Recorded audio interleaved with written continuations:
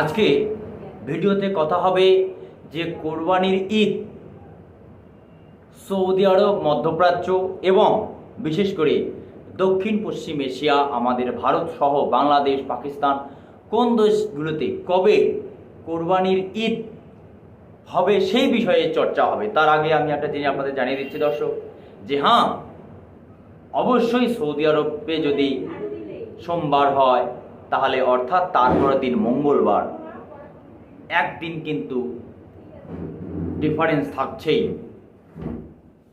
মুসলিমদের ঈদের ক্ষেত্রে একটি হচ্ছে ঈদুল ফিতর, একটা হচ্ছে ঈদুল আযহা, যেটাকে আমরা বকরি ঈদও বলি এবং কোরবানির ঈদ হিসেবেও ধরা হয়। তো যাই হোক, দেরি না করে শুরু করছি কবে আমাদের সেই মুসলিম ধর্মাবলীদের কোরবানির ঈদ, সেই বিষয়ে আজকে ভিডিওতে চর্চা হবে। তো যাই হোক, দেরি না করে আমরা শুরু করছি। সৌদি আরবে চলতি বছরের কোরবানির ঈদ জুন মাসের 16 তারিখ হতে পারে। ব্রিটিশ সংবাদ মাধ্যম বিবিসির এক প্রতিবেদনে এই তথ্য জানা গেছে। সাধারণত বাংলাদেশের সৌদি আরবের পরের দিন কোরবানির ঈদ পালন করা হয়।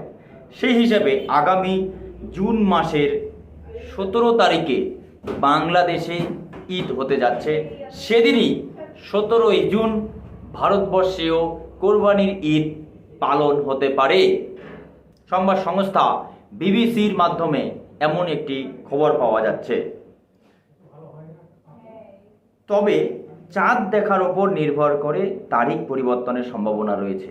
বিবিসির প্রতিবেদনে বলা হয়েছে, পবিত্র ঈদুল আজহার উপলক্ষে মুসলিম দেশগুলোতে ছুটি ঘোষণা করা হয় আগামী 16ই জুন এবং আগামী 16ই জুন থেকে 20 জুন পর্যন্ত কিন্তু কোরবানির চলতে পারে।